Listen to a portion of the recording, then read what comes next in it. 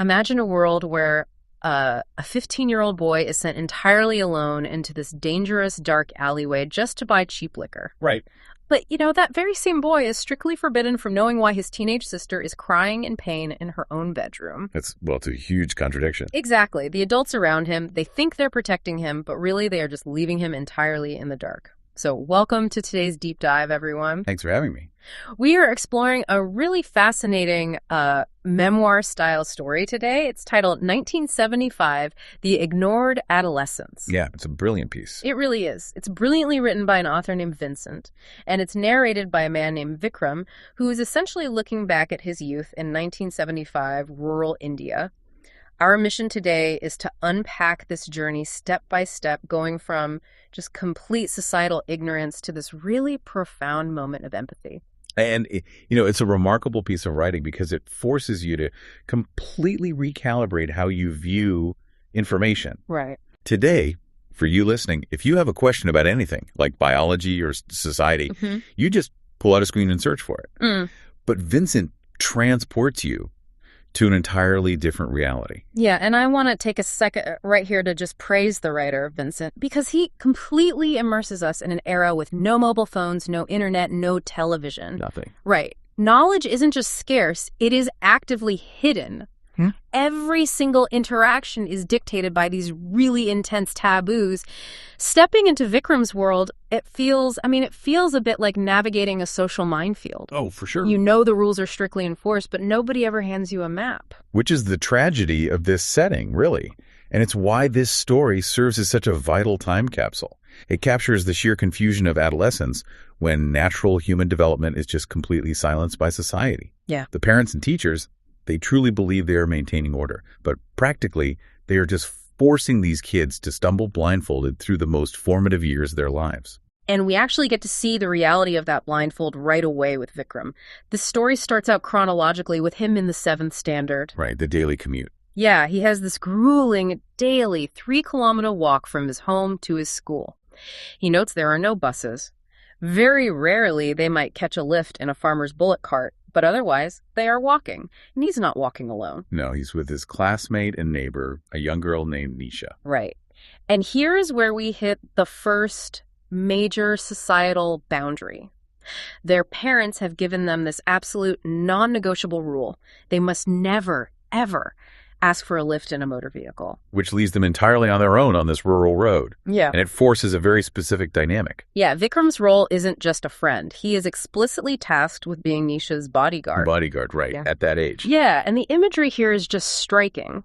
Vincent paints this vivid picture of childhood innocence mixed with all this pressure. You have Vikram throwing stones to knock down tamarinds from the trees for them to eat. And during the rainy season, the two of them are sharing a single umbrella, just passing it back and forth. It's this pure, equal partnership.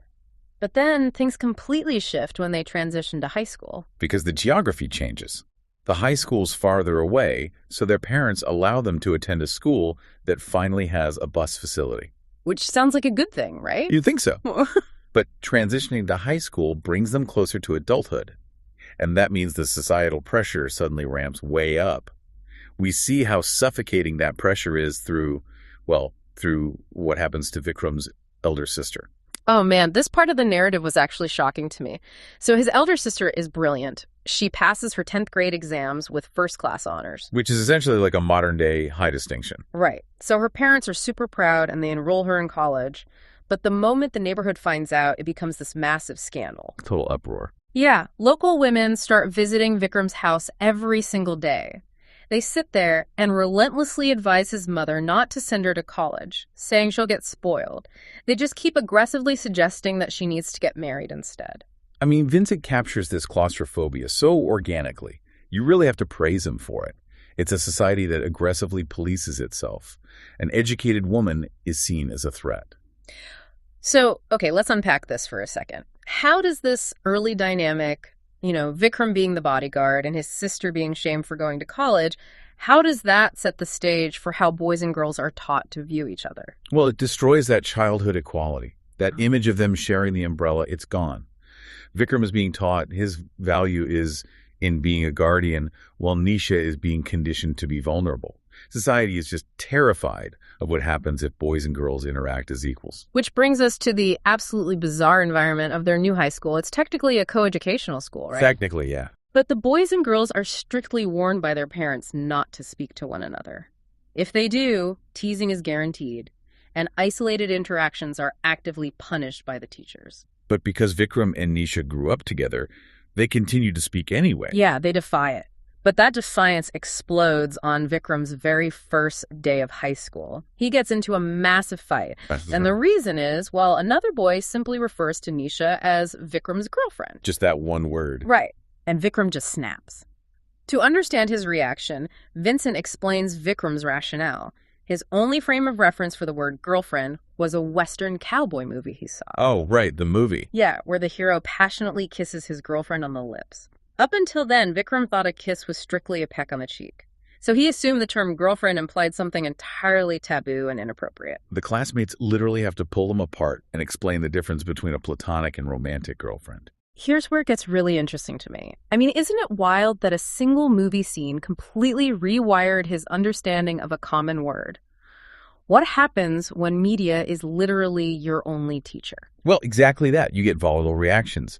When you withhold basic knowledge from teenagers, they fill the void with whatever scraps they can find. Vikram was defending Nisha based on a definition he didn't even understand. It's so chaotic. And unfortunately, his friendship with Nisha starts to fracture too. As they move through high school, their academic differences emerge.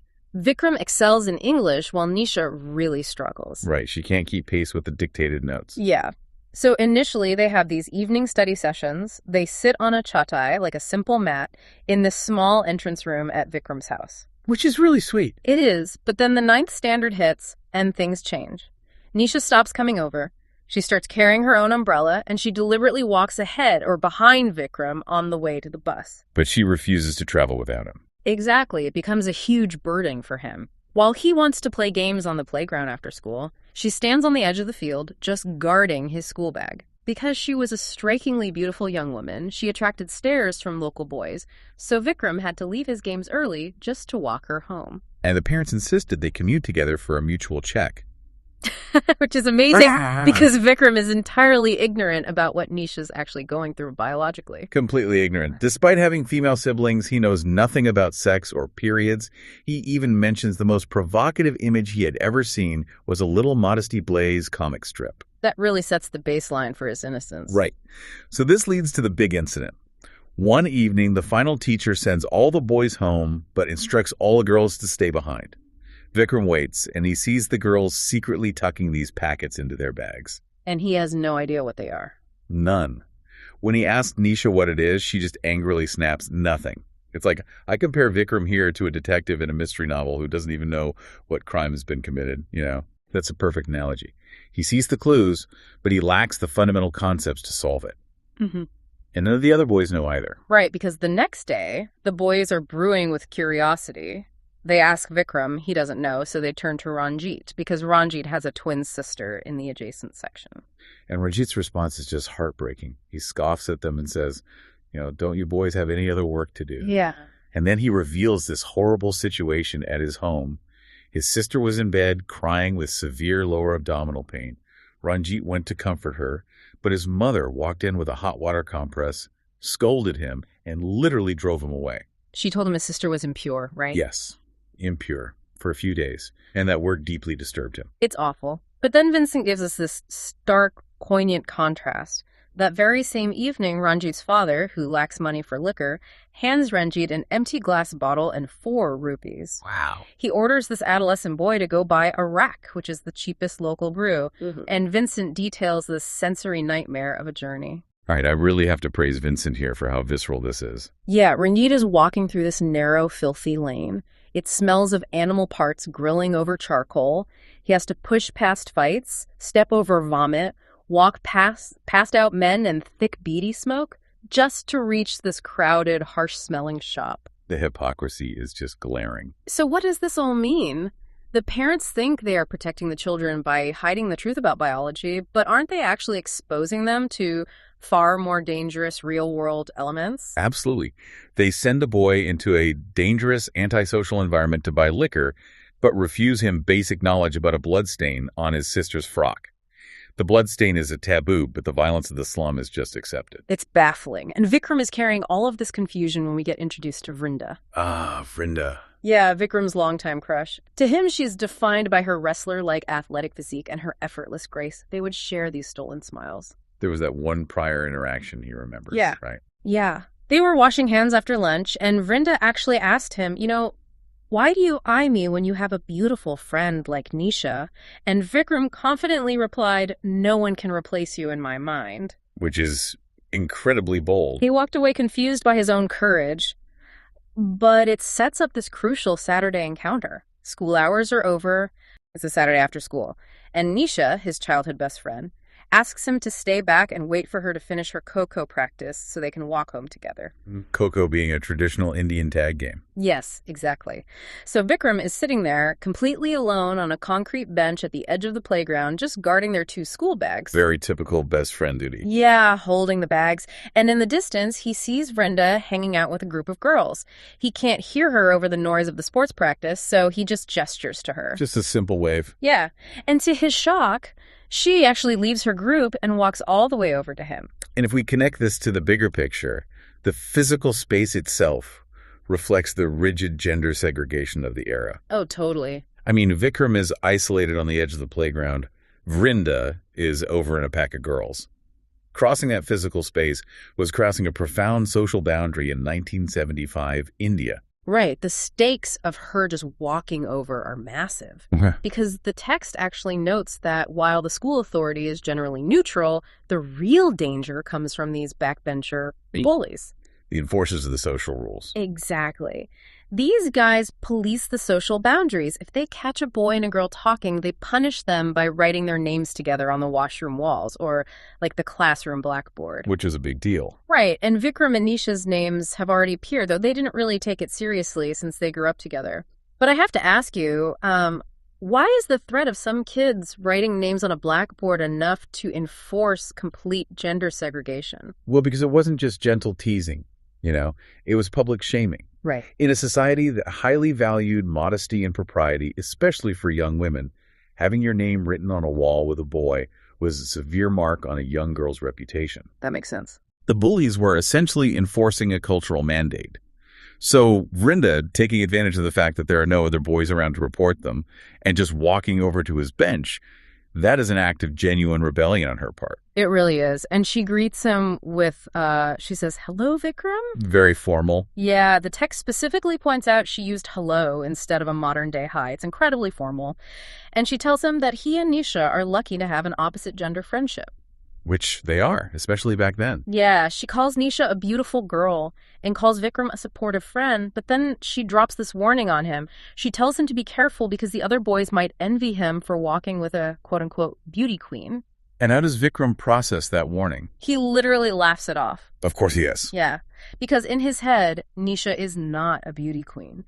He's sitting there secretly rolling his eyes, thinking about how difficult Nisha can be. Right, he sees her flaws. Right, he's thinking about her possessiveness, how she refuses to share personal things, and these seemingly random, irrational temper tantrums she throws. Well, he is experiencing the classic disconnect between the idealized societal view of a girl and the complex, messy reality of actually being one. Yeah.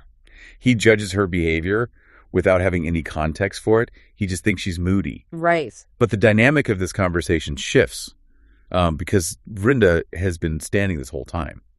And Vikram finally invites her to sit down. Yeah, he does. And she takes a seat, but deliberately at the absolute far edge of the concrete bench. Right, maintaining that socially acceptable distance. Exactly.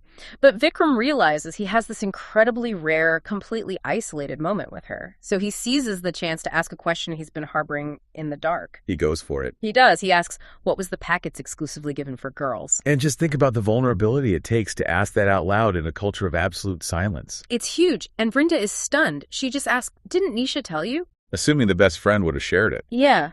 And Vikram explains that, no, Nisha always pushed the question aside. Nisha claims she lacked both the words and the courage to explain her changing body. Wow. And Brenda admits she feels the exact same way. It's a generational silence. I mean, they literally don't have the vocabulary because the adult world actively refused to give it to them. But then Vikram counters with something just incredible. He says, sharing knowledge is not a sin. It's such a powerful line. Here's where it gets really interesting, though, because I'm going to push back a little on this. Okay, go for it. Does an 8th grader really have the philosophical maturity to deliver a line like, sharing knowledge is not a sin? I mean, it feels almost too profound for a middle schooler, doesn't it?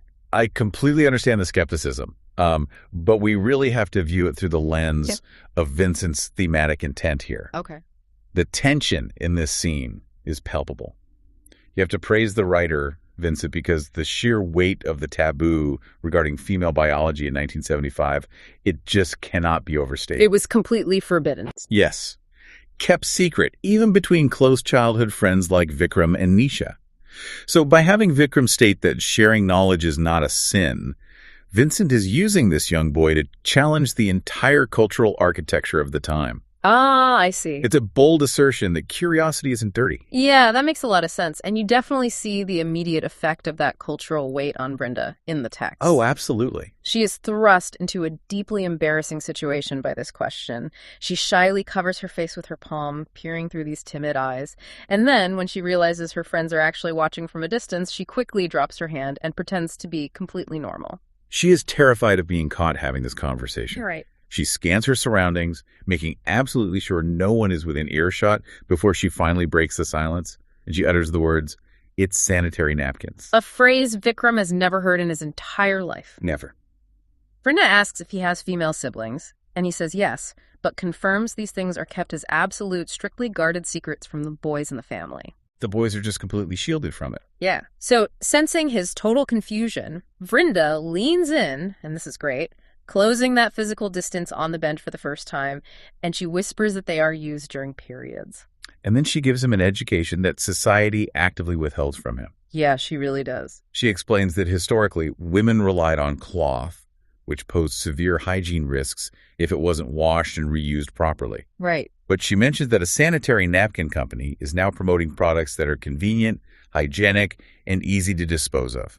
It really grounds the story in that mid-70s transitional period, you know? It really does. It's a very specific historical detail. Yeah. And she makes him promise on one condition. He can never tell Nisha that she was the one who told him. Right. Protecting her own reputation and friendship. Exactly. And once he agrees, she acts as Vincent calls it a sincere informer. She bravely walks him through female sexual health, anatomy, puberty, and menstruation. She is breaking the taboo right there. And in doing so, she initiates this massive psychological rewiring in Vikram. You can practically see the gears turning in his head. He suddenly connects all the dots. The light bulb goes on. Yeah. He thinks about his siblings. He thinks about his friend Ranjit's sister. But most crucially, he thinks about Nisha. His best friend. Right. He remembers her lashing out in frustration in the past. And he remembers this one specific time when Nisha made him check the back of her uniform frock for stains. Oh, this part. Yeah. And she lied to him, saying mischievous boys had stuck chewing gum on the bench she was sitting on. I want to pause on that specific memory for a second because it is just devastating. It really is. Think about the mental load on a young girl having to invent elaborate lies about chewing gum just to manage a normal biological function without facing public humiliation. Just trying to survive the school day. Exactly. The fear she must have felt in that moment. It's so sad. And for Vikram, it's like he's finally putting on glasses after a lifetime of poor vision. Suddenly, all of Nisha's seemingly irrational tantrums and her secretiveness, it all comes into sharp, understandable focus. He finally gets it. He does.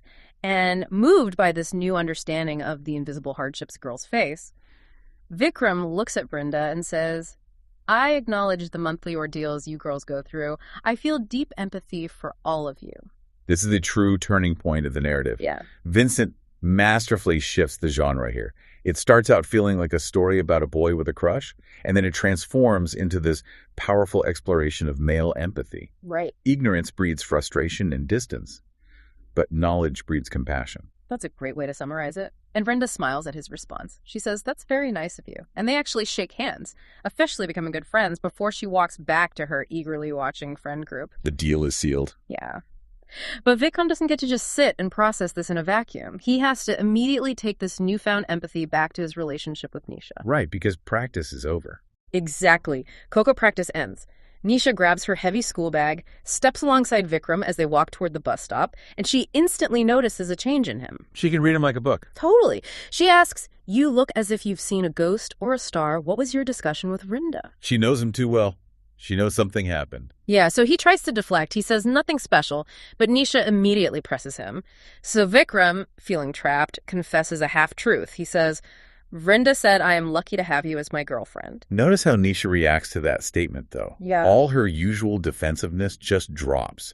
She pauses right in the middle of the path and asks him incredibly vulnerably, "Are you really lucky to have me?" And Vikram takes her hand, gently pulls her so they can keep walking. And because of his completely new understanding of the monthly ordeals she endures in silence, his soft corner for her has deepened immensely. He sees her clearly now. He does. He just looks at her and simply says, "Yes." So what does this all mean?